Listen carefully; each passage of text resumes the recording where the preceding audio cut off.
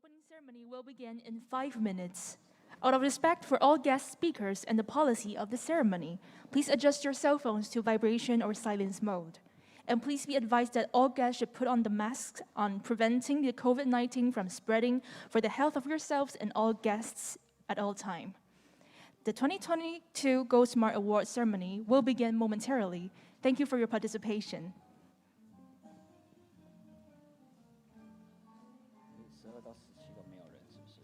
这个 conference 12到17都没有人来。我会连讲4个。Yeah, OK， 连讲4个。那你这边是有谁来？几号？19。22页。22。就这样。对。然后22又换老师了。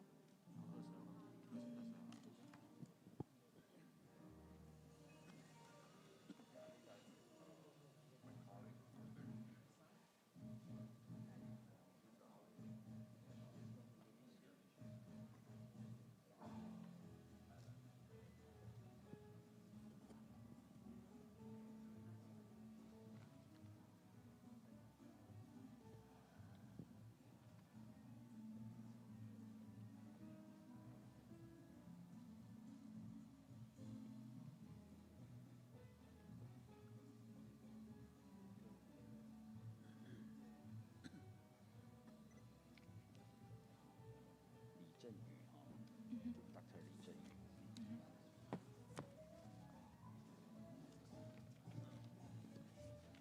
18号看过来了。哦，10号，我多了一个18号。哦。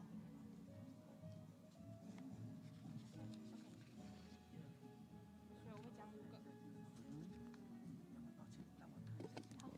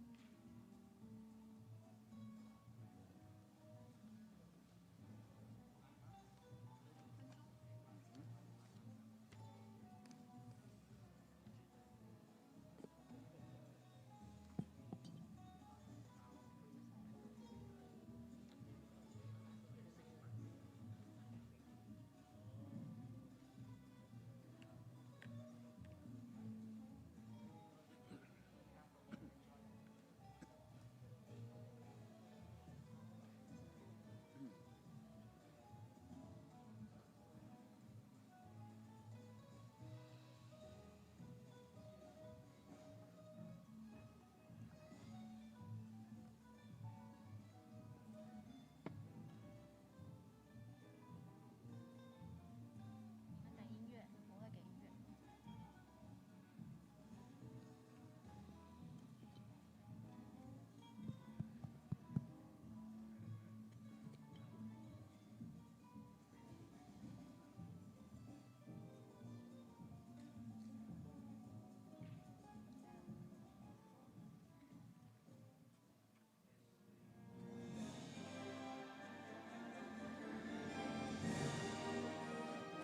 Distinguished guests, ladies and gentlemen, good morning. Welcome to join us on 2022 Go Smart Awards ceremony. In March 2019, Taipei City launched the global organization of a smart city, also known as the Go Smart, and served as the first host chair. Go Smart is committed to become a platform for international resources sharing, bringing forces together, and engage the members and partners, accelerate the development of the smart cities. Indeed, it aims to promote the government, industry, and NPO members to work with the Intercity Proof of Concept project through cross-city links and the adaptation of public-private cooperation mechanisms to create a sustainable ecosystem. And in terms of the Go Smart Awards, starting from 2019 to 2022, we have received warm response and participation from cities around the world. Up to this year, we have received 171 application entry from more than 42 cities, more than 50 outstanding proposals to encourage the public-private partnership model that use technology to solve the urban problem. It is worth mentioning that in this year's application submission, there are 2 proposals from Africa, which also one more continent for GoSmart Awards reach. That's right. So we are more than happy to see and learn more from this great process, especially this year. And taking this opportunity, I would like to acknowledge some of our guests.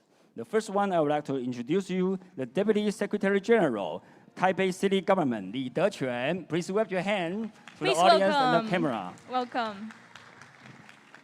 And the second guest, I introduce you the Director from Belgian Office Taipei, Frederik Verhenden.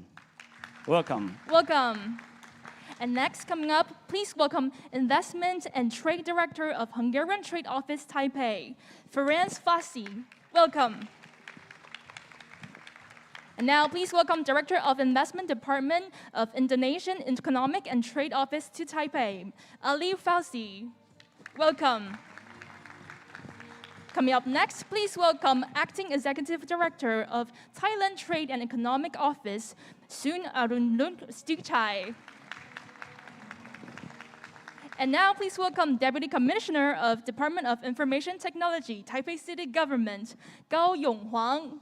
Please welcome. And now, please welcome the Senior Specialist of Department of Information Technology, Taipei City Government, Lin Pongjun. Welcome. And now I introduce the host, the Secretary General of the GoSmart, Dr. Li Zhenyu. Welcome. And Deputy Secretary General, GoSmart, Anita Chen.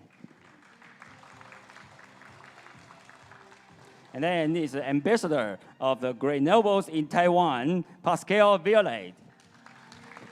Welcome. Investing in Great Noble Health General Manager in Taiwan, Cai Meiling.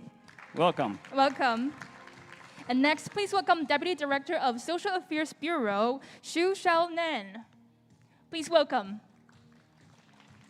And we also have many friends and guests from New Taipei City, Hsinchu County, and Taichung City. Welcome, all of you. Yes, and we also welcome friends from all walks of career, including politics, academia, and research institutes who are with us today. Thank you all for coming.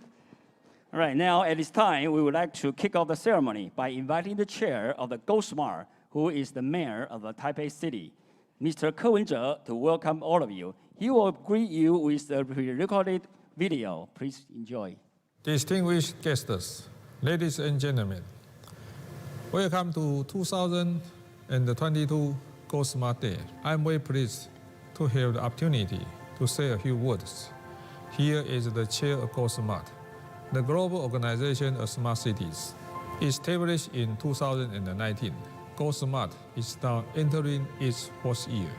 The missions of GoSmart include contributing Taipei's smart city development experience and the resources to the world by crossing spatial boundaries, and also engage in cross-nation and cross-discipline intercity proof of concept through the GoSmart platform. We believe that learning and sharing among cities around the world will add great value for citizens living in this global village. We would like to express our appreciation to 94 cities, as well as to over 100 industrial players and NPOs for identifying with the GoSmart's vision and joining the organization as members to co-develop livable and sustainable city worldwide. Taipei City has been committed to smart city development since 2016. For this purpose, we founded the Taipei City Project Management Office to carry out matchmaking for innovative technology firms, conduct feasibility tests, promote applications, and execute project implementations, run small-scale tests to experiment comprising the whole city. We always keep an open-minded attitude and a never afraid of failure spirit. in transforming this city into a large living lab, providing public visitors for industry, academia, and the research units to conduct proof of concepts. Our endeavor in the past few years won the recognition of IMD in the National Institute for Management Development, based in Lausanne, Switzerland.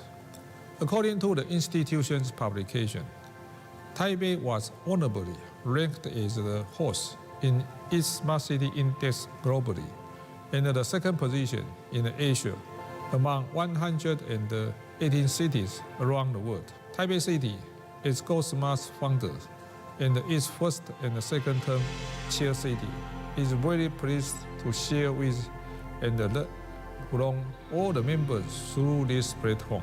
Smart City is not limited to simply utilizing new technology or developing new software and hardware for cities' infrastructure construction. The objective should be on how to enhance citizens' quality of life and a sense of happiness through continuous efforts in building a more livable and sustainable city. Since the end of 2019, the COVID-19 pandemic not only changed citizens' living style significantly, but also created a significant impact among city governance and the related management practices.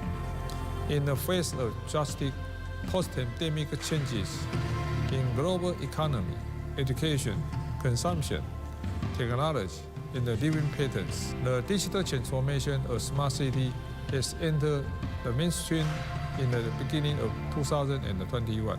To well address such major shifts, the corresponding new solutions and the strategies modifications have received much attention globally. Indeed, these new paradigms and experiences become the critical components or the main content which cities around the world exchange, share, and learn from one another. To recognize and encourage outstanding intercity POC projects from across the globe, we have established the initial GoSmart Award back in 2019, which became one of the most important tasks for GoSmart. This year marks the fourth edition of the award, and the GoSmart Award has received a total of 171 project submissions from 42 cities across 4 continents over the past 4 years. For the current edition, we received the first ever submission from Africa, as well as numerous projects related to post-pandemic solutions and practices, after strenuous documentation review, and an online pitching session. We look forward to announcing the 3 winners later today. Here, we would like to thank everyone who have submitted projects, as well as to congratulate the winners. Without doubt, being shortlisted as a finalist is an achievement by itself. Indeed, smart city development is a dynamic process requiring continuous improvement, and we look forward to welcoming your participation next year. All the projects contribute to making society smarter, and I really hope that through GoSmart platform, these projects will be adopted by more cities in the world to secure additional welfare for the mass. Once again, thank you, distinguished guests, for your presence here today, either physically or virtually, as well as all the parties who have submitted applications and participated in a contest.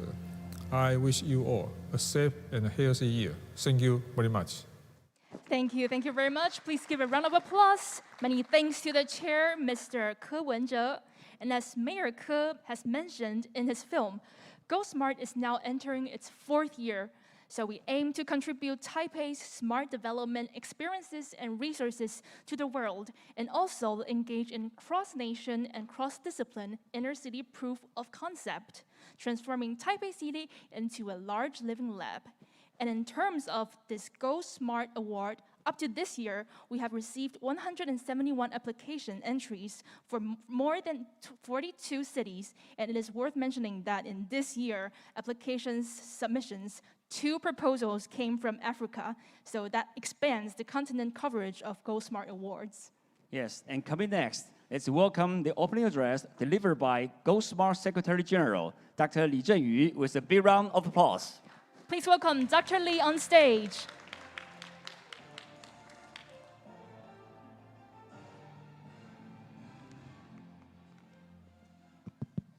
Okay, good morning, ladies and gentlemen. 我们刚刚好像还有漏那个社会局新北市社会局许副局长哈，那个谢谢您，欢迎您哈，谢谢。Welcome. 好，还有我们那个新北的那个主任哈，谢谢您，谢谢。Welcome you here. Welcome. Welcome. 对，好，那我们那个台中那个资中心主任。那个谢谢您，谢谢。Also welcome. Thank you for coming. 那还有就是谢谢我们那个其他县市哈，还包含新竹市那个的代表们哈。Thank you very much. And then we have a representative. Yeah, thank you so much for joining us. Good morning, Chair Li Fumi, Taipei City Government, member of strategy committees. Honorable representatives of Trade Office, thank you very much. And distinguished guests, online or on-site, ladies and gentlemen, good morning. I'm genuinely Secretary General of the Go Smart Global Organization of Smart Cities. It's my honor to welcome all of you to the opening of the 2022 Go Smart Day. I want to say the special thanks to our chair, Taipei City Government, and with your support that will make the Go Smart can grow like today, and also to the strategy committees members, include the Kaohsiung City, MyTech Technology, Pioneer IoT, and of course our dear members and partners.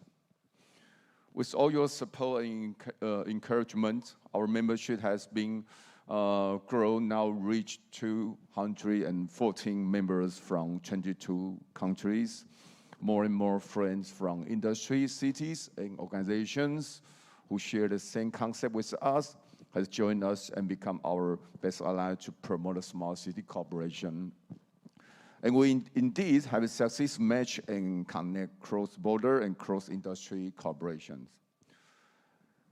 So what makes so proud is that more and more members come to Go Smart looking for smart city partners. For instance, we assess our industry member from Malaysia looking for the smart hospital partners, and also one of our Japanese industry member, we made them to cooperate with our other members in the aerospace innovation and applications.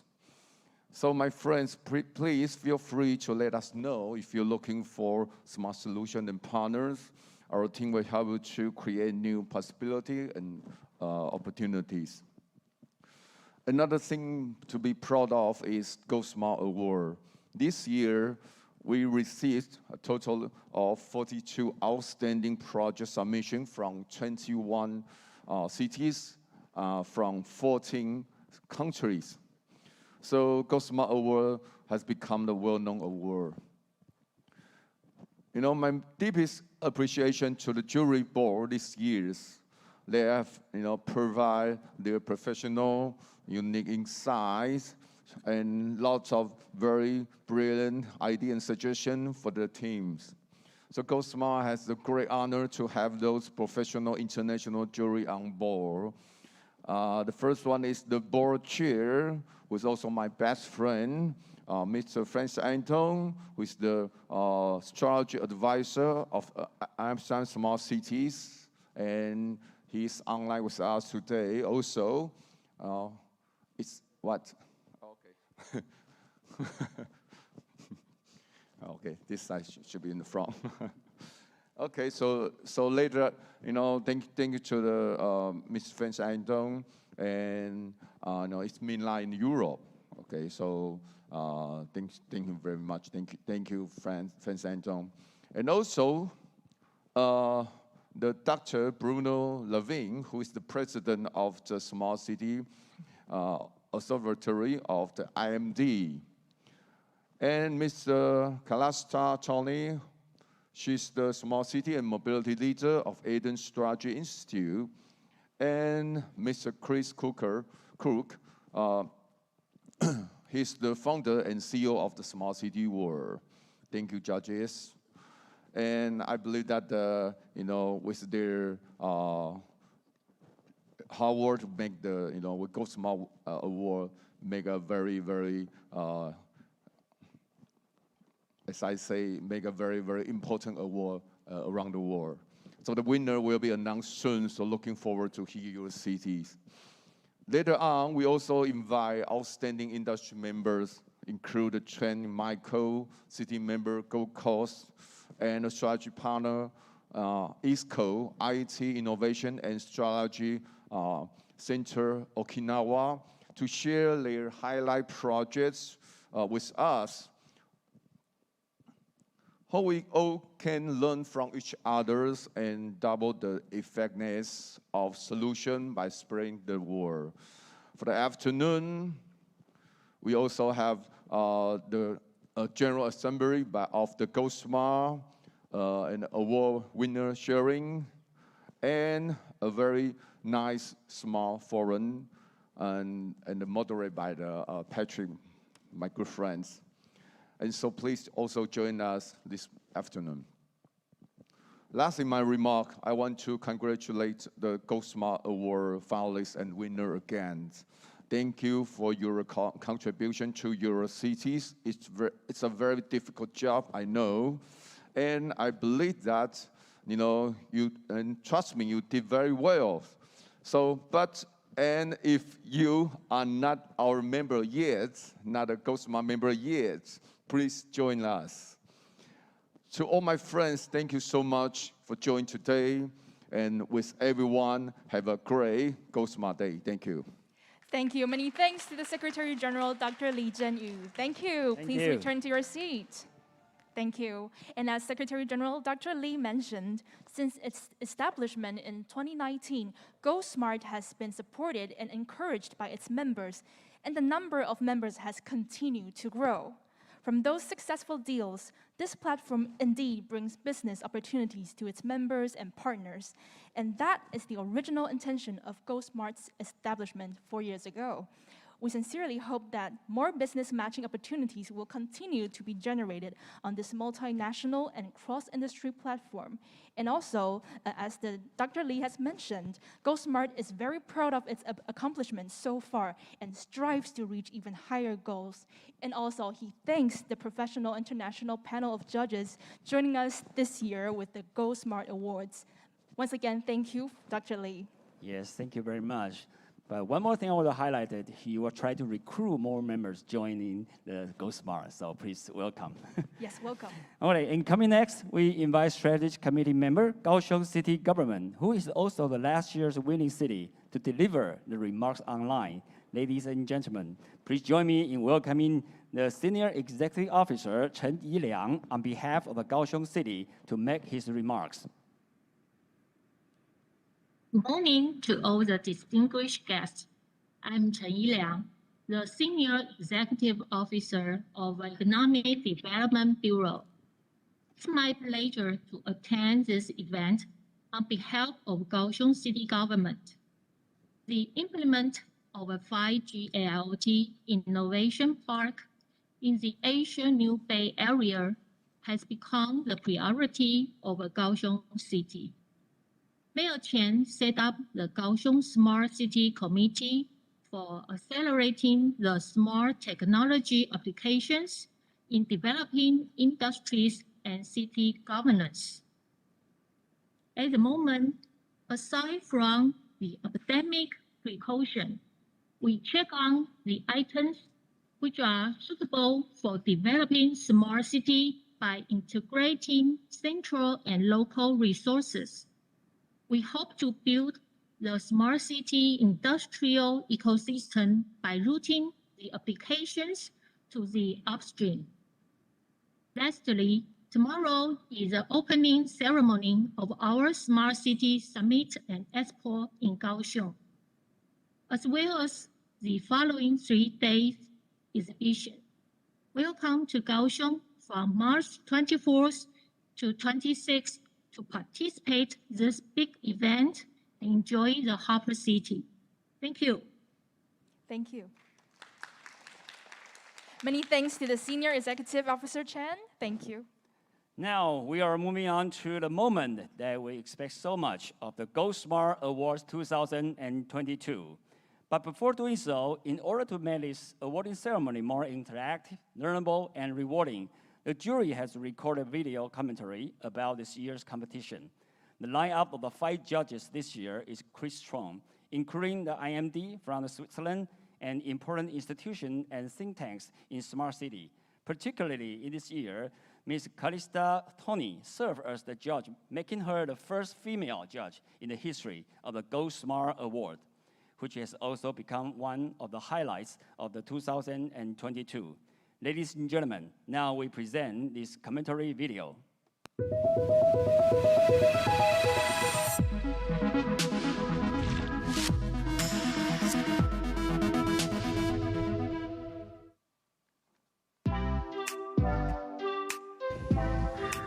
Good morning from Europe.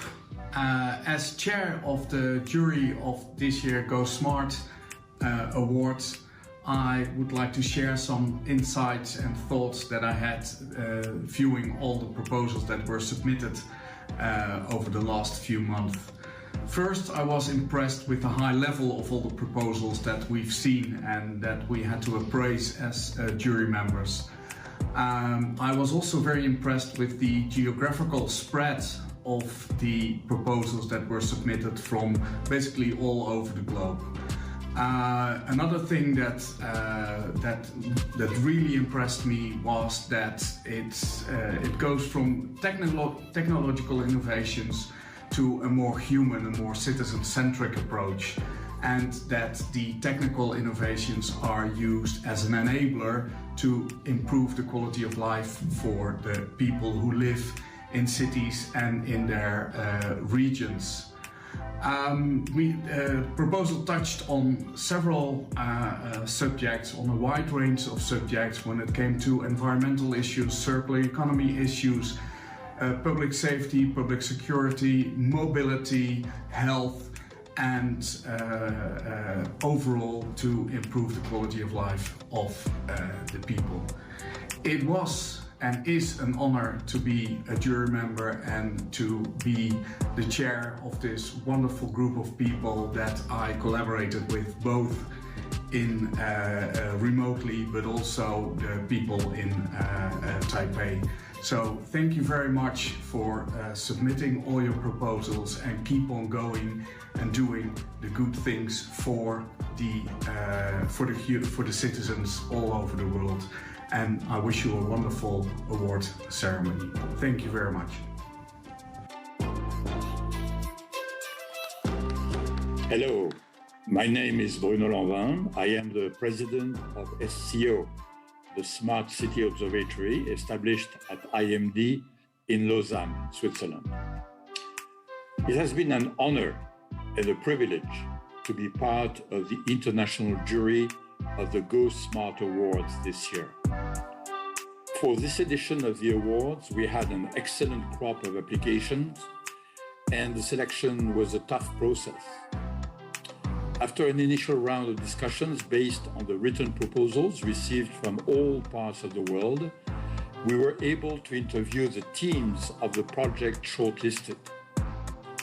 These conversations have been extremely rich and allowed us to learn even more about the projects considered, but also about their context, their goals, and the difficulties faced in developing and implementing them.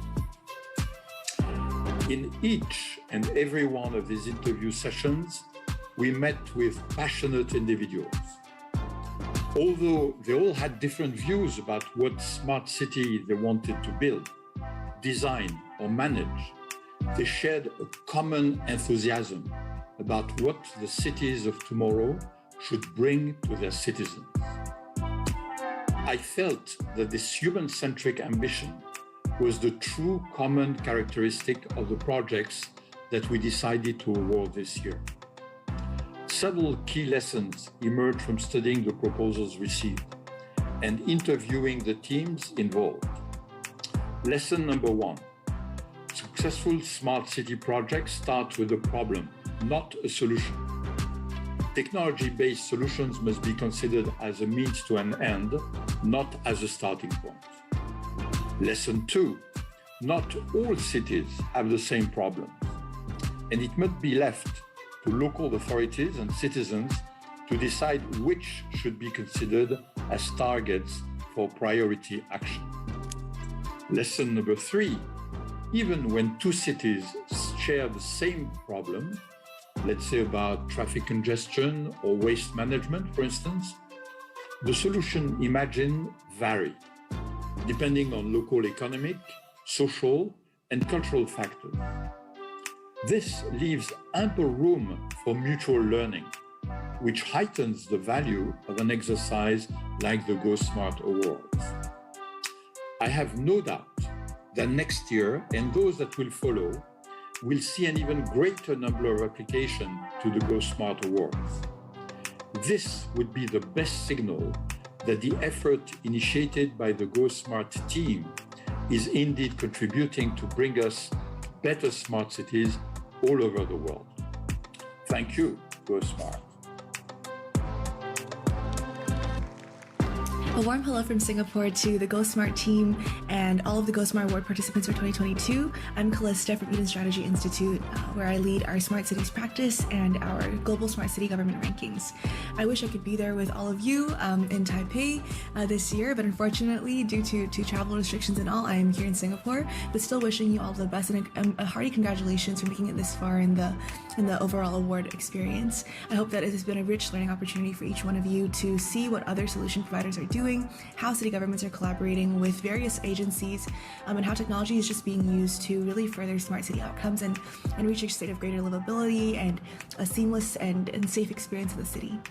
I've had a really great experience over the past few months working together with my fellow jury members, an esteemed group of individuals who really have a lot of rich input regarding the smart city space. It's been great to have these discussions with them to really review who is most worthy of these results, and obviously we hope that our decision has been reflective of some of Go Smart's key values of collaboration, of innovation, and of scale. We're also really excited this year to have shared 2 new award categories, which we felt were most representative of some of the awards that really had a lot of potential. And so those were first the most promising award, as well as one that was very citizen focused. And so we hope that all in all, the smart city community globally is able to learn from some of these examples that we've highlighted through the Go Smart Award, but also not to be discouraged and to see an opportunity to see how these same solutions can be applied to resolve some major issues in your own cities. So once again, a massive thanks to the Go Smart Award team for organizing such a seamless experience for both the jury members as well as the participants alike. And I'm very much looking forward to seeing what the next few solutions come up, what next solutions come up in the upcoming awards in the years to come. And we hope that this will really just be a continued source of inspiration for all those participating, both those who are in and submitted their own entries, as well as those who maybe are looking to the awards as a source of learning and whatnot. So looking forward to seeing more of that collaboration across cities globally. Thank you again to the team and wish you all the best. I'm Chris Cook, founder and CEO of Smart Cities World. Smart Cities World is a global media business with a mission to provide the platform for sharing ideas to solve urban challenges. We support all those working in cities and with cities to improve the lives of their citizens using smart thinking, technology, and sustainable infrastructure. I was delighted to be asked by the Go Smart team to join the fantastic panel of judges for the 2022 Go Smart Awards. The awards are important as they highlight the innovation, dedication and passion of those working for cities and with cities across the private, NGO and academic research sectors to tackle urban challenges. I would like to thank all the applicants to the awards this year. It was inspiring to see the work you are doing right across the world to improve your cities and the lives of your citizens.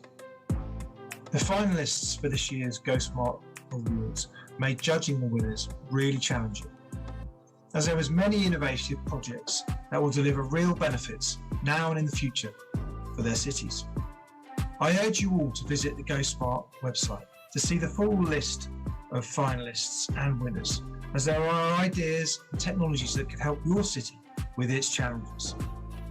I know at Smart Cities World, we will be covering their developments.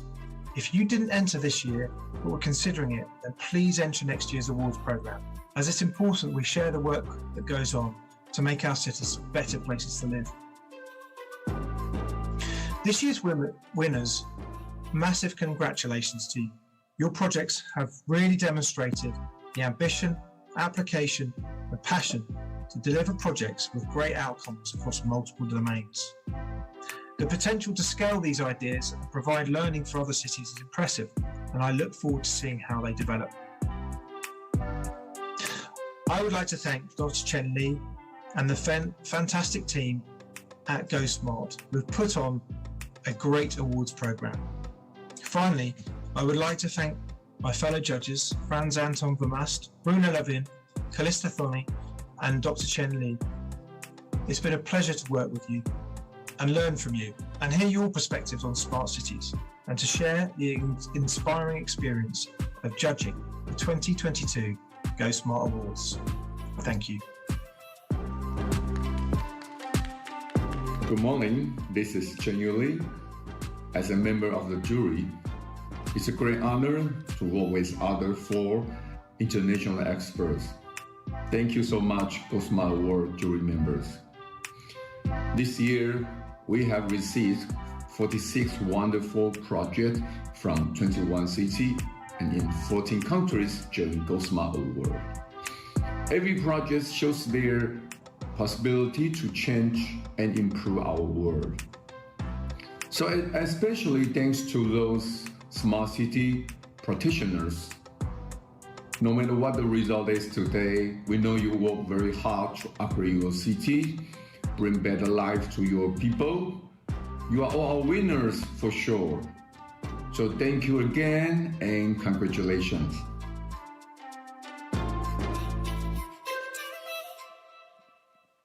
Thank you. Great thanks to the juries. And from the feedback of our panel of judges, I believe we all learned a lot from them. Thanks again. Sure, indeed. Now, next, we invite the chair of the jury to give us a speech. Now, he is online with us right now. So, ladies and gentlemen, please welcome Strategy Advisor of Amsterdam Smart City, Mr. Franz Anton Vermest, with a big round of applause. Welcome.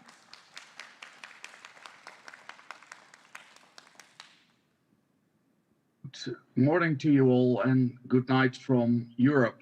I would like to say my gratitude to my fellow jury members, Bruno Lanvin, Callista Thoni, Chris Cook, and Dr. Chen Li, for having this opportunity to be able to judge and assess so many wonderful proposals from all over the world and from all over the from all continents in the world. I'm really impressed that for the second year I see all kind of better proposals and better solutions for to make the world a better place for the citizens who live in cities and their regions. I would like to take a brief note to think, and let's not forget about how privileged we are to live in freedom and peace, and to think about the people who are suffering from war at this very moment. And I hope this award will also give citizens around the globe the support to be able to build cities that will improve the quality of life of citizens in a very broad way. I would like to thank all the participants who submitted their proposals, and I hope this will be a stimulation and an encouragement for a lot of other cities and organizations to submit proposals for the next year's awards. Let me conclude by saying thank you again to the whole GoSmart team in Taipei and my fellow jury members. Have a great and wonderful ceremony, and upfront congratulations to all the award winners. Hope you have a great day, and good night and good morning from Amsterdam. Thank you. Thank you very much. Thank you to Chair of Jury, Mr. Redmast, for the remarks. He was also the judge last year, whose remarks can be an important direction for all participants. Thanks again. Now, this year, like our guest mentioned earlier, a total of submission is up to 42, and there are 14 finalists chosen by the jury. And we also make a short introduction film for your better understanding to those teams and the project. So, ladies and gentlemen, please enjoy watching this video.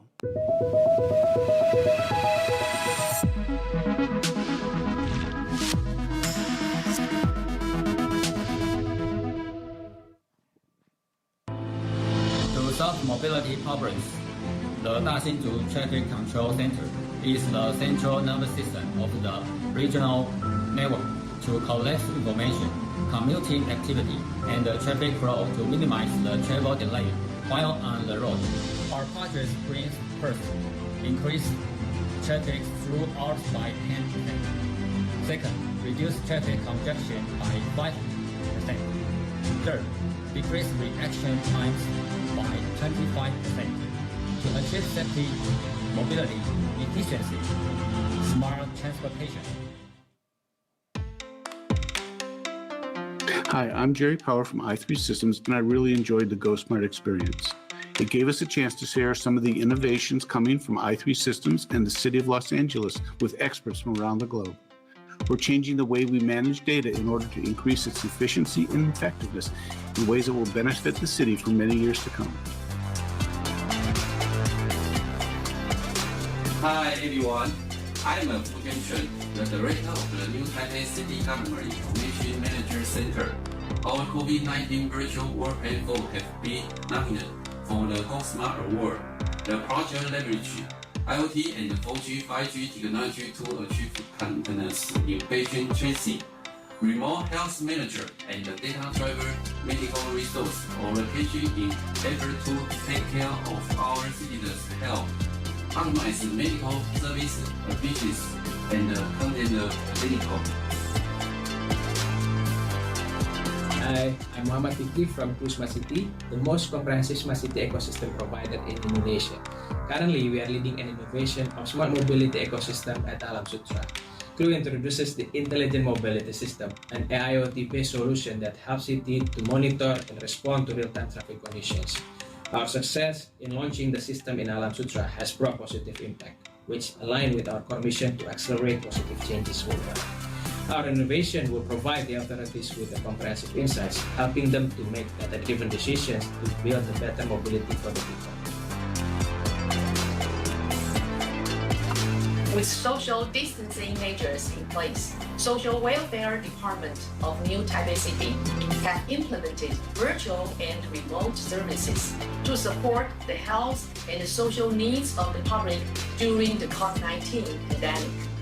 It is a great honor for us to attend GoSmart Award, and we will keep implementing virtual and remote services effectively during this pandemic and beyond. Hi everyone, I'm Simon Lu, the CIO of the Taipei City. We are glad to learn that the Taipei Party has been shortlisted for the GoSmart Award this year. It's a great honor given many strong competitors from around the world. Taipei Party is an important part of our smart city strategy.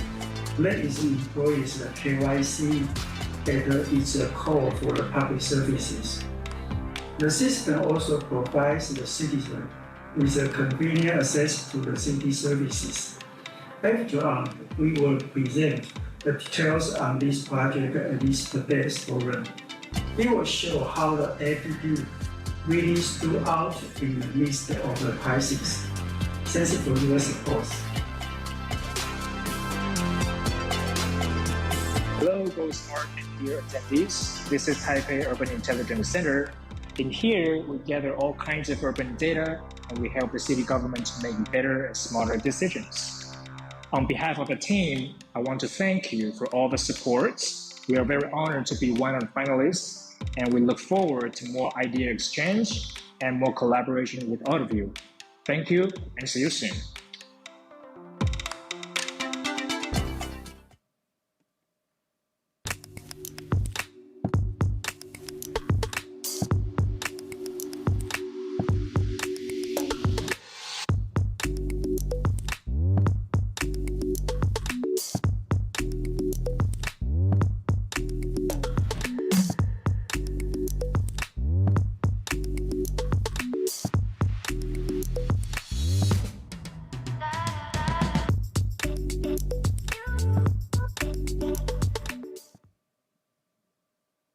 Each third Moscow citizen has the right to social supporting measures.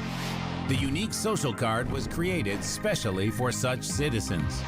It combines a bank card, a transport card, a school pass, and a medical insurance policy. More than 20 information systems exchange daily data to support these functions. More than 25 million social cards have been issued over the 20 years of the project's existence.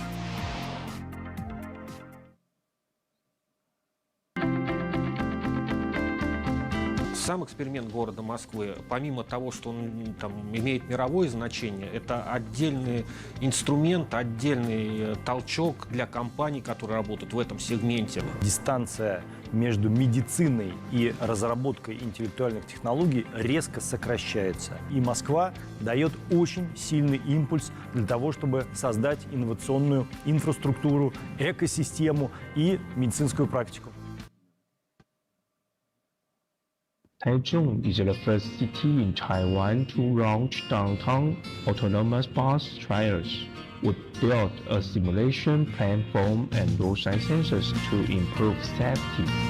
In 2020, 2 autonomous buses successfully maneuvered in a mixed traffic flow and received over 90% satisfaction, making a big step forward in free, intelligent, and accessible public transport to Taichung City. Ladies and gentlemen, these are your 14 finalists. Please give them a warm round of applause. Yes. Among the above 14 finalists, we have selected top 3 winners and the first ever special chosen award out of the 14 selected by the jury. We also made an introduction film for your better understanding of the 2 titles of Special Chosen Award. Ladies and gentlemen, please enjoy the video.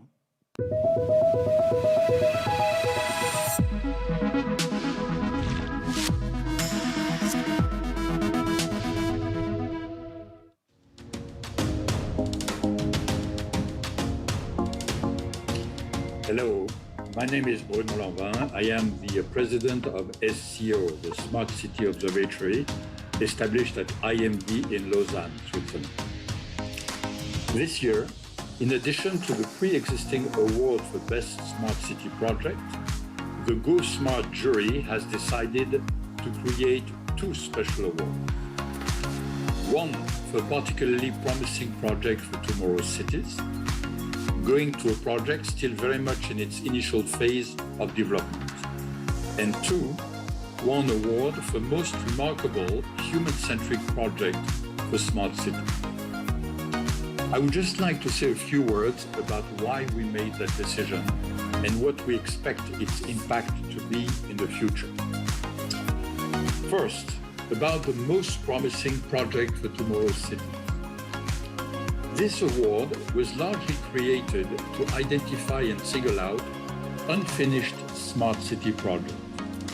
That is, typically projects and initiatives that have not delivered yet all of their potential, but show the signs of what needs to be done. We gave particular attention to the fact that the promoters of such projects were not hypnotized by their own passion about their own project, but were also aware of all the obstacles that even the most technically perfect projects will have to face. For example, will citizens accept a smart traffic solution if it implies some degree of data collection and surveillance? Or will all parts of a city, including central and peripheral ones, endorse and support a project that aims at replacing car-truck traffic with soft mobility solutions, e.g. through the development of pedestrian areas and bike lanes? The project considered for that award did not offer full responses to all of these challenges, but their promoters showed that they had factored them into their plans. Another part of the rationale for creating this award is that not all cities in the world have access to advanced technology. This should not mean that if you live in a poor region of the world, in a remote or underconnected one, you should not be able to put your city on a smart track. So this award is also there to identify smart city projects in places where one would not immediately think that they are a natural ambition. We expect that in the future, more projects and proposals will come from sub-Saharan Africa and other less technology-intensive regions of the world. They can be a source of inspiration for many other cities around the globe. Second, about the most remarkable human-centric project award for smart cities. There are many ways of being smart. Since not all cities of the world have access and mastery to and of advanced technologies, an exercise such as the Go Smart Awards allows to detect, compare, and understand many different ways to develop smart cities. This is why the Go Smart jury has emphasized the importance of developing smart cities first and foremost as better cities. That is, cities where the needs and expectations of citizens are better addressed, whatever the level and availability of technology. The addition of this award hence highlights the view of the Go Smart jury that human-centric projects are the ones that will give the soul and a sustainable future to smart cities.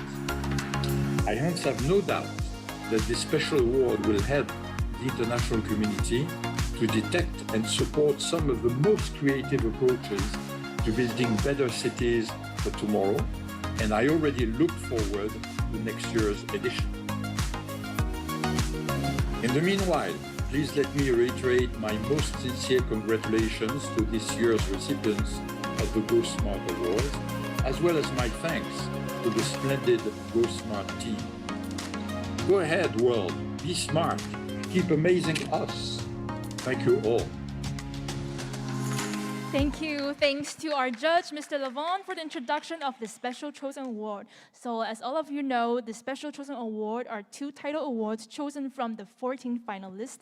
And also amongst the 14 finalists, 3 out of 14 will also be chosen as the top 3 winners to receive the trophy of Go Smart Awards in 2022. Yes, and now is the time to present the awards. There are 14 finalists honored based on the 4 criteria for the judges' assessment, including cross-domain, impact, functionality, and innovation.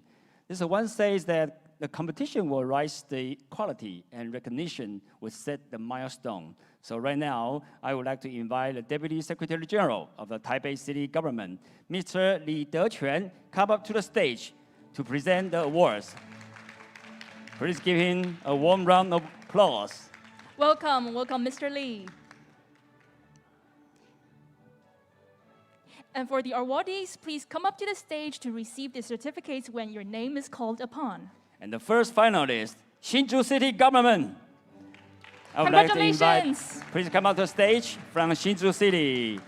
And the project title of this year is Da Hsinchu Innovative Multi-Information Smart Traffic Control Integration System. Please face forward. Okay, it's another live streaming camera also in the back. Thank you. And the second finalist, Information Management Center, New Taipei City Government. Congratulations. Representative, please come up to the stage to receive the award. Welcome. And the project title this time is New Taipei City Virtual World Platform. Welcome. Again, please face forward. Hold the certificate together. Don't forget to eyes higher for our live streaming camera. Thank you. Thank you very much. Thank you very much. And the third finalist, Clue Smart City, Indonesia. Welcome. Congratulations. Yes. Now, Clue Smart City project, the name of its project is the Alarm Sutera Intelligent Mobility System. Please, gentlemen, straight forward. I'll hire our cameraman to wave a hand. Look at over there. Thank you. Thank you very much. Thank you very much. Now, the fourth finalist, Social Welfare Department, New Taipei City Government. Congratulations. The project title is Remote Service for Assistive Technology Amidst the Pandemic. Well, this also makes the New Taipei City the second entry for the finalists. Thank you. Thank you very much. And coming up next, please welcome Department of Information Technology, Taipei City Government. Please welcome. Welcome and congratulations. Congratulations. And their project is titled Taipei Pass, Integration of Public Service as a Portal. Congratulations. Gentlemen, please look to the front, to the camera in the front, and also the camera during the live streaming. Thank you very much. And now, ladies and gentlemen, please welcome Taipei City Government. Congratulations. Congratulations again. Their project is titled Taipei Urban Intelligence Center. Congratulations. Please come up stage. Yeah, in this year, Taipei City also the second entry to finalists. They're doing very well. Wonderful. Perfect. Please look to the front. We have a camera and our live streaming going. Thank you very much. Congratulations. Last but not least, please welcome Taichung City Government. Congratulations. Please come up stage. Thank you. The project is titled Virtual Reality Platform of Autonomous Bus in Taichung Shuinan Trade and Economic Park. Please look to the front. We have our camera and our live streaming going. Thank you very much. And may I invite all the awardees to come back on stage. Please hold on stage. All awardees, please come to the center of the stage. Join the group photos. Because right now, as you can see, each awardees just hold the signboard. Yes. And we also invite Secretary General Dr. Lee and Deputy Secretary General Ms. Anita Chen to also join the photo. Welcome. Yeah, they are going to hold the signboard on the other absent awardees to join the group photo. Everybody together. All right, face forward. This is a great moment. Please make sure you capture this memory. All right. Okay, could you mind to do the thumbs up together? One Please hold your hand, thumb thumbs up. Okay. Let's yell and Now, shout ladies and for... gentlemen, please capture this moment and look to the front, the highest camera in the middle. That's right. Go Smart Award 2022. Your finalists. Congratulations. Thank you. Do we have any more to take? Yes? Finished? Okay, please everybody look higher into the camera in the back. Because we have a live streaming camera and our official camera going. Please look to the camera in the back. Yes, so a bit yes. higher. Thank you very much. Thank you. Now we get a great photo. Thank you very much. Thank Please you. return to your seats. And Deputy General Leader Chen, Secretary General Leader Chen, please remain on stage for the next award presentation. Well, there are two categories and titles in the Special Chosen Award. Now I'm going to call upon the first one is a Promising City Project. And the trophy goes to Information Management Center, New Taipei City, Taiwan. Congratulations. Please come to the center of stage to receive the award of Promising City Project. So once again, we congrat to New Taipei City. All right, the gentlemen go on stage twice, but it's a very happy hour. Also a very wonderful moment for New Taipei City. The project title is a Virtual Wall Platform. Again, thank you. Thank you very much. And going forward, the next one is human-centric. The trophy goes to Social Welfare Department, New Taipei City, Taiwan. Please come up stage and receive the award of human-centric. The project is titled Remote Services for Assistive Technology Amidst the Pandemic. Please look to the camera in the back, so maybe you want to look higher. Excellent. And may I invite all the awardees to come back on stage for a group photo? Yes. Thank you very much. Okay. Once again, please look to the front. We have a higher camera in the back. Please look to the camera in the back. All right, thumbs up. One more time. 1, 2, Thumbs 3. up. Your Please hold your right thumbs hand up. or left hand. Very good. Good. Congratulations. Okay, you may return to your seats. Deputy Secretary General Lee, please remain on the stage. And now we will announce the winners of top 3 in alphabetic order. Now, Go Smart Awards 2022 goes to i3 System USA. Welcome. May I invite the representative to come up stage and receive the award? Yes, may I have Dr. Lee to represent and do the award for us? Their project is titled 3 Systems and the City of Los Angeles. Two gentlemen, please look to the front. We have a camera and photographer in the back, so please look higher. Okay, wonderful. Thank you.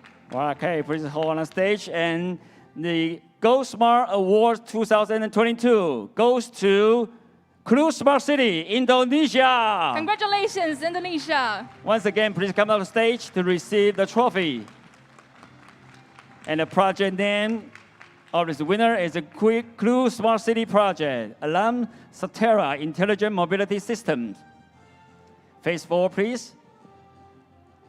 And also for the live streaming video camera. Thank you. Congratulations.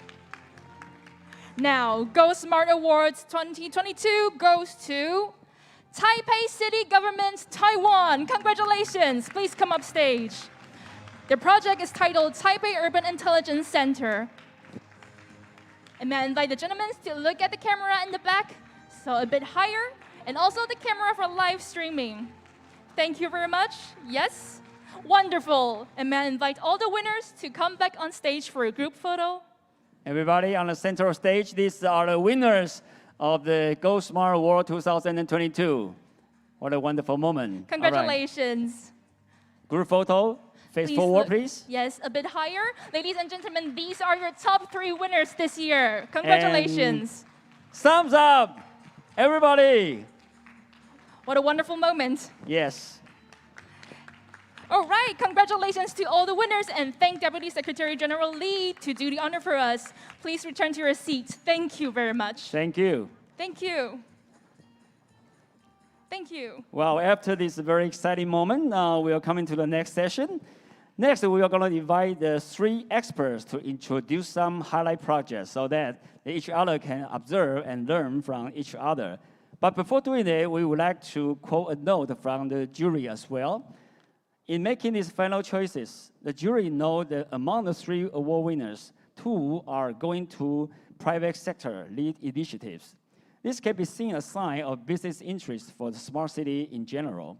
It is our hope that in the future, such interests can match by the strong support from both the public sector as well as from the citizens and their organizations. Yes, and the jury also noted that this year's awards are going to the project that can generally be defined as young. Their full effects have yet to be seen, and some of their components fully developed.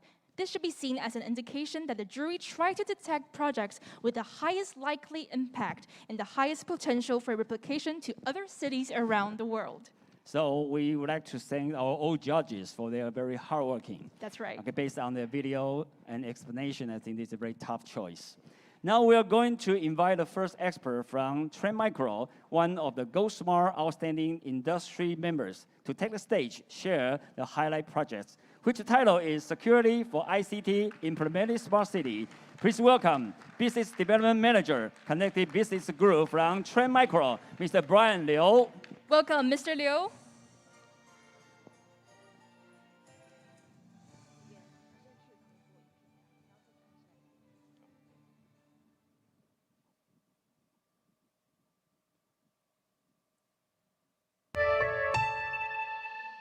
In the era of 5G, everything will connect through mobile networks. Connected cars, healthcare devices, city utilities, factories and businesses.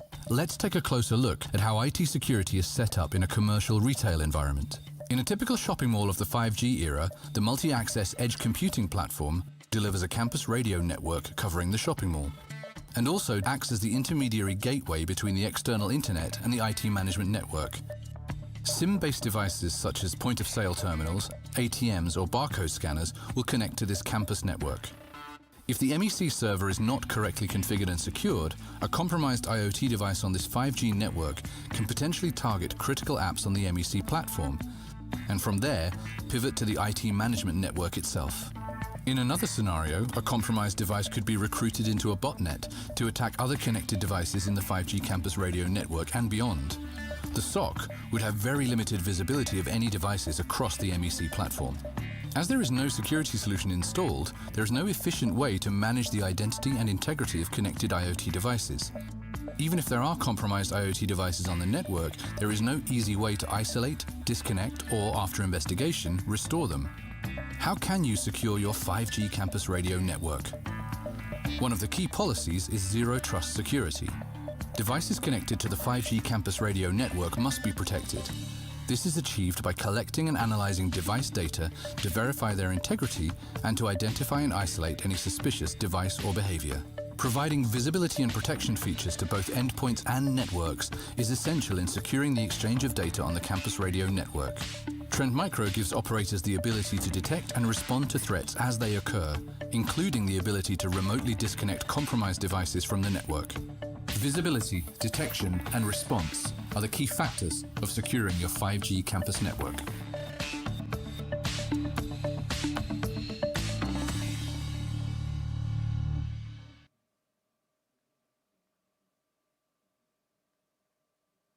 Okay, good morning, good afternoon, good evening, ladies and gentlemen. This is my honor to represent Trend Micro to introduce our company and the solution. Okay, so here is a background of Trend Micro, who we are. So we are based in headquarters in Taiwan and Japan. We are a security company, and globally we have 15 research centers and over 450 threat researchers, and we are leading in vulnerability intelligence. So it's our honor to be here today. So I think everyone attend here must already know what is a smart city, because everyone is expert, right? So I just want to emphasize from the textbook to YouTube, everyone is talking about smart cities. But there's importance in one common characteristic is about the infrastructure, networking infrastructure. Previously, the Wi-Fi or something, right now it's 4G, and the hottest topic right now is 5G. So it's the baseline is to use to connect everything. And nowadays, even a term called information communication technology called ICT, that was to be used in the, let's say, is a wide definition of smart city. Is all the way from industrial use, for example, the smart factory, or even the transportation we just talked about, and also to the healthcare. These kind of all of these utilized. Some of them are close to what our daily life. Some of them are in the industry use. And talk about security risk. There are a couple of security risks we can imagine. For example, your smart device can be stolen, right? Also, if someone take the SIM card, for example, take your smartphone or take your device, then take out the SIM card, put into their device, trying to use that to connect to the network. Also, personal use or threat intrusion will be used by hackers. They can use a USB or something to try to connect to the network and to penalize the device and then the network usage. So you can see here there are several verticals like I just mentioned. For example, the smart retailing, and you can see those are campus use or some of the traffic management and even campus use. These are the common usage, but also common be attacked by the security risk. So why it's become so risk? So there are a couple of reasons, but I just give you two of the things, the factor why it's the hackers, big guys, they can use that. For example, here is a certain CPU-based AI platform that will be put in a controller, and this controller will be put into those common like robot, AGV, AMR, those today those facial machines. And these will be used in your daily life also, or in the factory, or in those utilities. In that case, there are over 25 CVE vulnerability has been found in just last year. And this here is another vulnerability of mobile 4G and 5G. So people tend to think 4G and 5G are very safe, especially if we're talking about local or private 5G. This is a very common term today. But why is so still vulnerability? Because here is an example. Normally in the past, it's a proprietary software, and also it's closed systems. And also, it's provided those vendors with big names. But today, people tend to have that to be more software defined. So that means the open system or some of the more vendors in this industry. So we found that there are two critical issues, even in this the so-called private 5G core network, that can still be used by hackers to take it down and to just break down your own environment. So let's talk about the risk and what is the solution. I think for today's smart city, there are mainly three of the category. One is the connected consumers in the left-hand side, and connected car, which nowadays is very common. For example, those traffic management, also you can get the information real time, and those smart cities.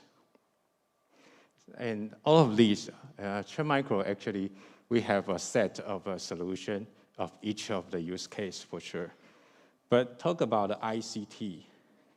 There, we think we need to do things better, which we provide a solution called Trend Micro Mobile Network Security. This is to synchronize the data network and the radio network.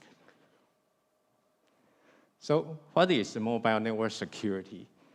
This is what we call is to harmonize the CT and IT. So there will be two components. One is the component we call that endpoint protection. This is a software can be put in a SIM card or provided by Trend Micro SIM card that can be put in the endpoint devices. The other one is the network protection. This one is the one that we put in a server. Is a virtual machine can hook up into your network, the intersection part, the gate of the network, so that can monitor the traffic. So all of these using the zero trust means the endpoint protection part will be pre-registered to the network, so you know which of the device is legal. And that is using a zero trust mechanism to do the visibility and detection and response. So here is the idea.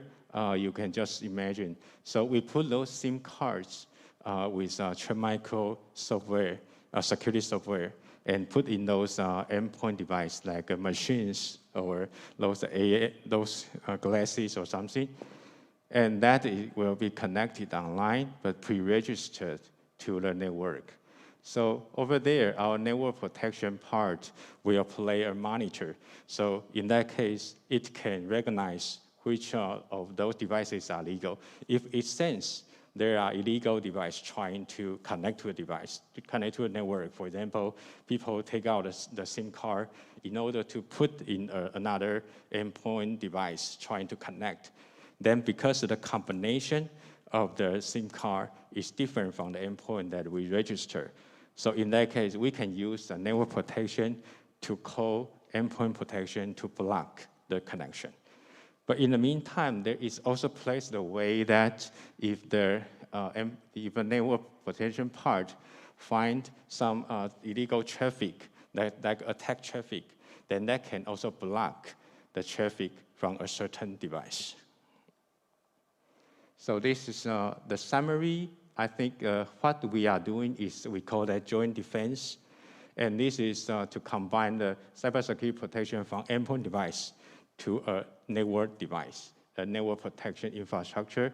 Also, we deploy this without modifying your 5G or 4G infrastructure, because people are, especially the industrial, those enterprise customers, they are afraid that it's very difficult to have a configuration into their existing infrastructure. In that case, what we are providing is really just a set of software just hook on your network and your entire device so that you can use that easily. And also, this agentless SIM card software will also can be deployed inside a physical SIM, eSIM, and iSIM. So this, you don't need to also plan an agent or an app into your endpoint devices. Again, all of these all-in-one protection, they have a very user-friendly UI because you can imagine for these kind of nowadays those smart IT system, OT system, or CT system, it requires the IT management or InfoSec people. They already have their original network management tool. In that case, what we design is we can merge into their existing tool as additional function. So they can easily manage their 4G and 5G system without learning something new. And it's very easy and clean and easy to hook up on that. So if you have more information you want to know, please feel free to contact me or go to Tremicro site. And it's my honor to be here to have this sharing. Thank you. Thank you very much, Mr. Liu. And now we invite the second speaker to share the highlight project.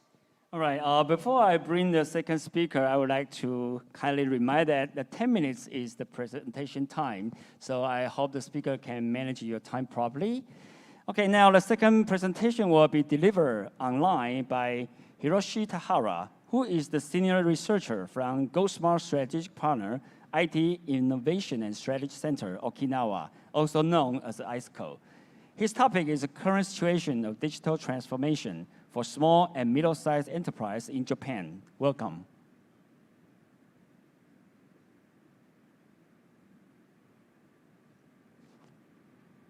Mr. Tahara? Yes, Thank welcome. you. Welcome. Thank you very much for that kind introduction. My name is Tahara. It is indeed my great honor to join this event. Let me introduce myself a little bit. I was working for a government financial institution for small and medium enterprises, SMEs for short, from April 1985 to July 2021, last year. I have retired the government financial institution, and from December 2021, I have been working for IT Innovation and Strategy Center Okinawa, or ISCO for short. Today, I'm going to talk about current situation of DX for SMEs in Japan. Next slide, please. Okay, this is the contents of today's talk. First, I'm going to show you definitions, statistics, expectations of digitalization for SMEs. Then I will explain how Japanese SMEs lag in digitalization, which is the premise of DX. But I'm going to add some hope for SMEs in Japan. Next, I will discuss assistance for SMEs on DX. As a conclusion of today's presentation, I'm going to propose future knowledge sharing among us on the best practice and lessons learned from SME DX assistance programs. Next slide, please. Okay. This is the definition of SMEs and small enterprises in Japan. The point is that you will be an SME if you satisfy one of these two conditions, the amount of capital or the number of employees. Next slide, please. Okay. You are now looking at the EU and US definition. Besides these countries, as far as I know, each nation has its own SME definition. I recommend you confirm your own when you have time. Next slide, please. Okay. As you can see some numbers, figures in this slide, SME is a majority in many aspects. The point is that 99%, an overwhelming percentage of enterprises are SMEs in a lot of nations. I have researched SMEs in so many countries, And as far as I know, SMEs are vital majority in almost all countries. Next slide, please. Thank you.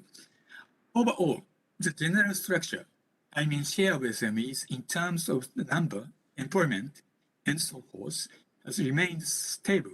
According to an OECD report, dynamic changes are occurring in activities that are highly exposed to or able to capitalize on digital transformation. But how is Japan? The OECD report describes like this.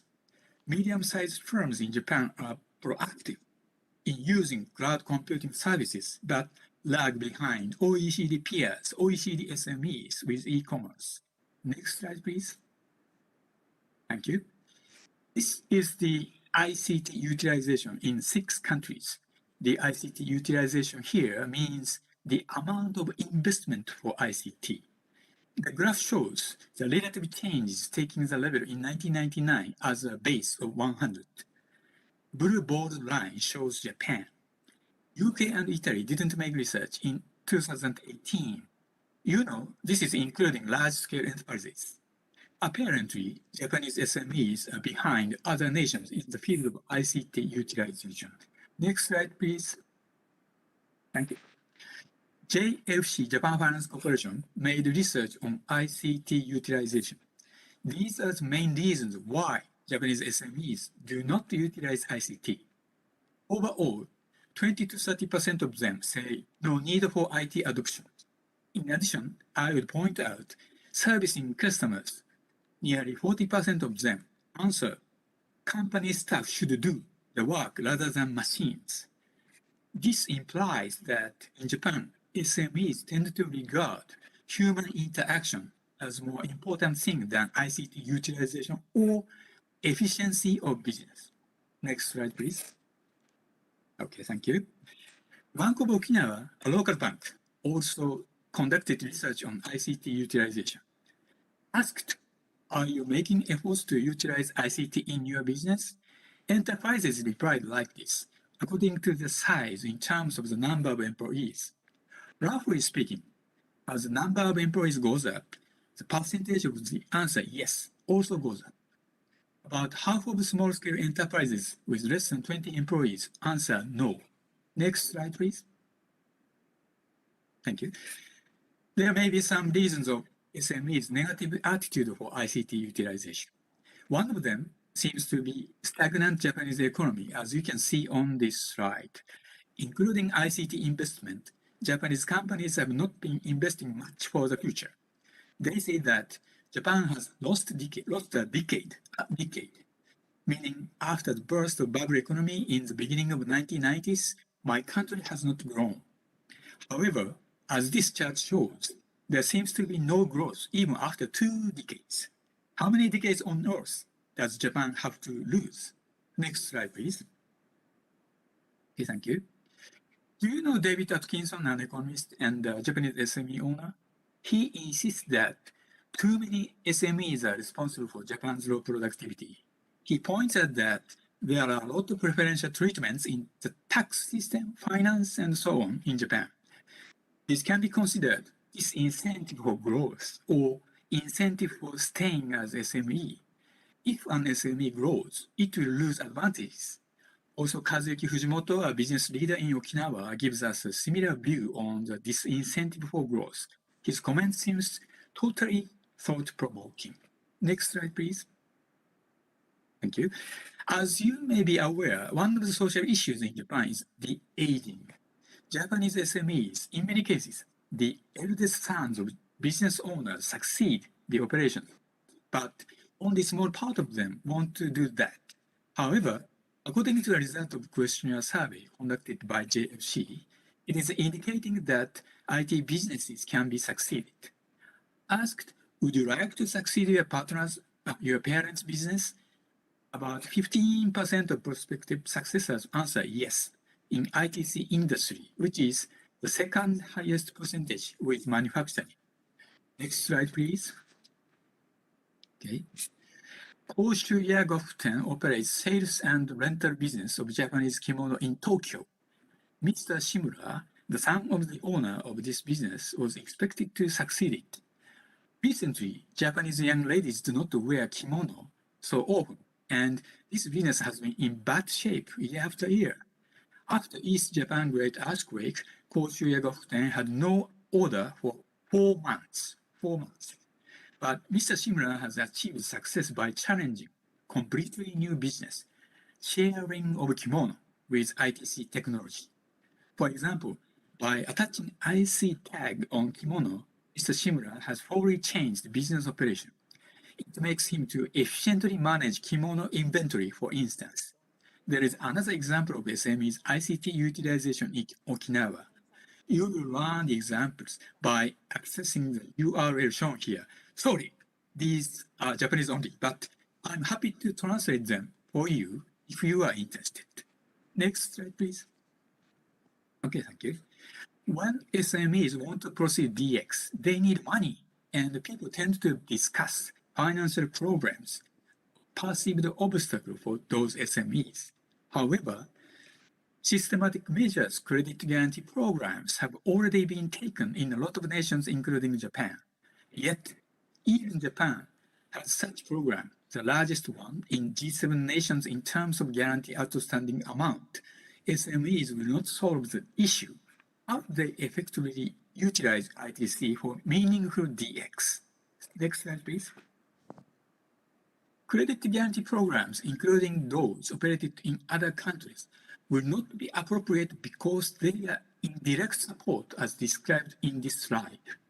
Hands-on assistance, hopefully operated by a local specialized organization, for example, ISCO, must be better, I believe. Next slide, please. Slide 16 and slide 17, these are just for your references. So next slide, please. One more, next slide, please. Okay, thank you. I think it is necessary for SMEs to proceed DX under benign competition. And if there is no benign competition, you need benign pressure. Then what is benign competition and benign pressure? Benign means kind and gentle, not hurting anybody. In the field of medicine, it means not dangerous or likely to cause deaths. Competition creates winners and losers. What do they lose? Life? No way. Benign competition seems necessary for DX to be prepared. Also, we should try to find out benign pressure in business activity in which SMEs constructively want to utilize ITC. After utilizing ITC, SMEs will be able to proceed DX. But benign competition seems to be difficult to happen. In such a case, benign pressure is needed. In order to create a business environment like this, SMEs, business partners, large-scale enterprises, in many cases, are expected to play a certain role. For example, imagine such large-scale enterprises refuse orders by fax and ask SMEs to use some application. What will happen? Governments and consumers also play similar roles. If governments, for instance, adopt policies where SMEs can submit tax-related documents only through online, SMEs will think about utilizing ICT. All parties in Japan should be involved, and local governments, large-scale enterprises, and ICT industry play a pivotal role, I think. Next slide, please. I sincerely hope that we will share knowledge on the best practice and lessons learned from SME DX assistance programs toward the future. Right now, Japan is going to develop such programs. I guess your country is also doing this. Let's share good practices. Thank you very much for your sincere attention. Thank you. Thank you very much, Mr. Tahara. Thank you. And now we'll present to you the last highlight project. We have 2 speakers from our Go Smart City member, Gold Coast, to share the highlight projects online. And the title is about smart water meters. Now please welcome Executive Coordinator, Smart City, Madame Tanya Lupus, and Mr. Douglas Ferrier, who is the Senior Project Manager from City of the Gold Coast. Please welcome both of them.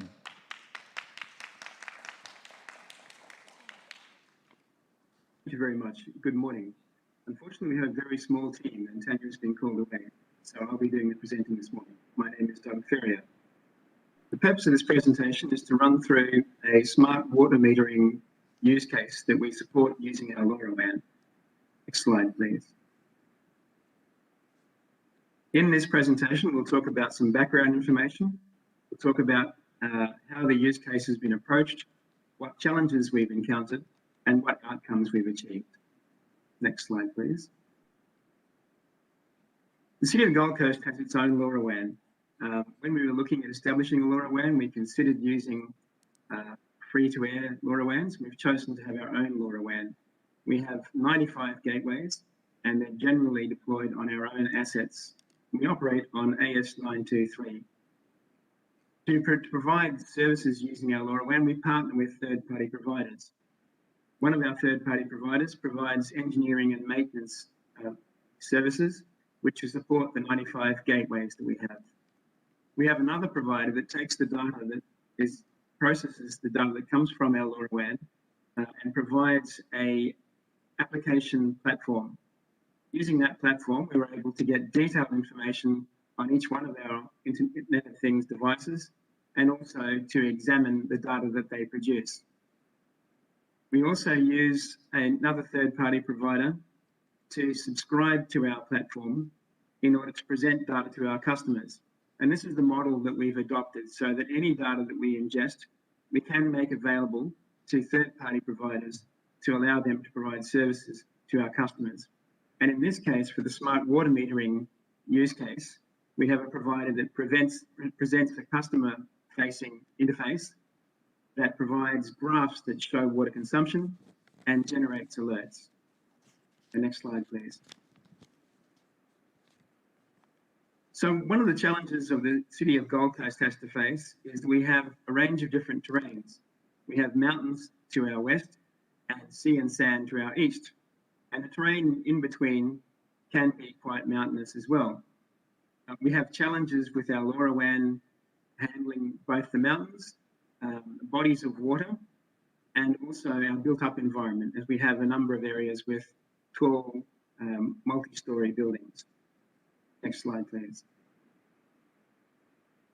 So our water pits are generally under the ground, and this is a challenge for LoRaWAN devices, given that they're intended to live for 5 to 7 years and use very small amounts of power. And we have small water meters that are in small plastic pits, which are a little easier for us to access. And we also have very large pits that are made of concrete and have steel lids. And as you can imagine, that provides some challenges when it comes to communication. Next slide, please.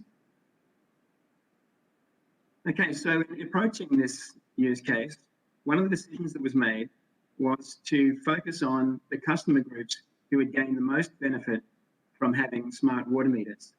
So we've looked at commercial customers that have large water consumers. We also have looked at not-for-profit customers and schools and low-income and disability customers. And so the question is, why are we doing that? And the answer is, the fundamental objective of this use case is to detect leaks. So water is a very precious resource in Australia.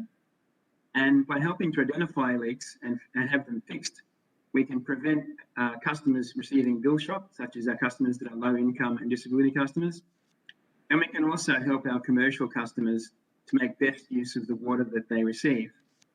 Making the best use of the water that we provide also means that our water infrastructure is better able to service existing and new customers, and it allows us to defer some investment in that infrastructure that we might otherwise have to have made as a result of water leaks. Next slide, please. Okay, so when it comes to collecting the data, to do this, we have installed LoRaWAN-enabled data loggers in the water pits. And we've attached a probe to existing water meters. So we've chosen not to use integrated meters at this time. And this process of attaching data loggers to existing water meters is not without its challenge. Because they are in pits, they may be full of all sorts of dirt and sand and water. And also we have a variety of different types of water meters, which means that the probes that we need to use for different water meters differ depending on the nature and brand of the water meter that we want to monitor. We use different types of data loggers. We have one that has a built-in antenna, which is all in one enclosed unit, which is good for water protection. But in some cases, we need to have external antennas. And so we have a second type of data logger that will support external antennas. One of the things we found is that when we're working with LoRaWAN devices in pits, there are occasions where we need to improve the ability of the device to talk to our LoRaWAN. And to do that, we've used road marker type antennas. And these antennas are connected via a cable to the data logger, and they're typically glued to the top of the surrounds of the water pit. And this improves the device's ability to communicate on our LoRaWAN. With the data that we collect, we take that data and we supply that through the subscription that I spoke about before to a third party that then processes the data and makes it available to our customers. And when it makes it available to the customers, it presents a graph that shows how much water they have used and when, and it also generates leak alerts. And the leak alerts are the key things that we're looking for to help our customers to be aware that they may have leaks, as well as helping them to educate themselves about their water consumption with a view to minimizing that consumption if there's water that they're using that they didn't really realize. So it helps them to educate, self-educate. Next slide, please. Okay, so what are some of the challenges that we've faced? A key challenge is that we need to have a high rate of payload delivery from our devices in order to be able to allow the portal to determine that a customer may have a leak. The logic that the portal uses, it looks for a period of time where there has been no water consumed. And if it finds that there isn't a period of time where there's no water consumed, it highlights that as a potential leak. So we need to keep our data rate up, and that is a challenge when you're using LoRaWAN devices that typically have very low power. We also have issues with heavy rain from time to time, and that floods the pits and stops data transmission. We also have sand and mud that can wash into our pits. And so in order to provide this use case, it's necessary to have field staff that will investigate the pits and take whatever action is necessary to cause the device to come back online if it fails. And we also use adaptive data rate capability between SF7 and SF12. And this is important to us because when we have heavy rain or other events that challenge the devices, they're able to automatically increase the amount of power that they use to get the message through to us. Next slide, please. Okay, so underground pits are difficult for our LoRaWAN devices. And as I said, we have to take a number of actions to make sure that they're able to communicate effectively. One of the other problems that we face is that with the devices that we use as data loggers, we have the ability, using our platform, to parse the hexadecimal payloads that they produce, and then to be able to ingest that data into our own data stores and run reports and learn about consumption, learn about issues with the network, and so on.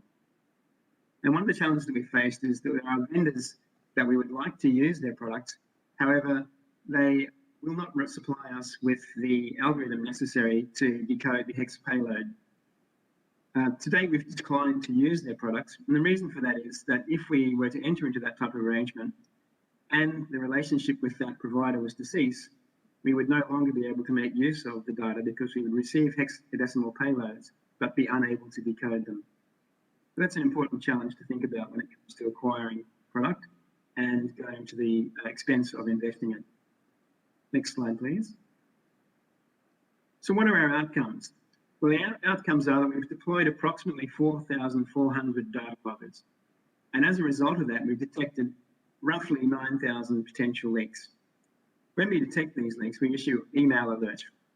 And then it's up to the customer to examine their water consumption and to perhaps employ a plumber to come and inspect. And we estimate that we've saved approximately 544 megalitres of water. The project has been running for 12 months and has been an incremental implementation of the data loggers. So on that basis, the project to date has been a huge success. In the coming financial years, we'll be deploying more of these smart water meter loggers. We hope to continue to save water, helping our environment, and also helping us to make best use of the water that we have. Next slide, please. That's the end of the presentation for the moment. If anyone has any questions, we'll have email address that you'll be able to talk to us on. Thanks very much for your time. Thank you. Thank you very much, Mr. Douglas Freer from Gold Coast, to share this very wonderful presentation. And also many thanks to all the speakers for your great sharing. Ladies and gentlemen, our 2022 Go Smart Awards ceremony has come to an end. Thank you for your participation and winners the recognition of all award recipients. With that, we believe the Go Smart Day 2022 has been successfully concluded. And please, I would like to invite you to put your hands together to all the award winners and to yourself and to everybody cheer with the big round of applause. Everybody. It's a very wonderful morning.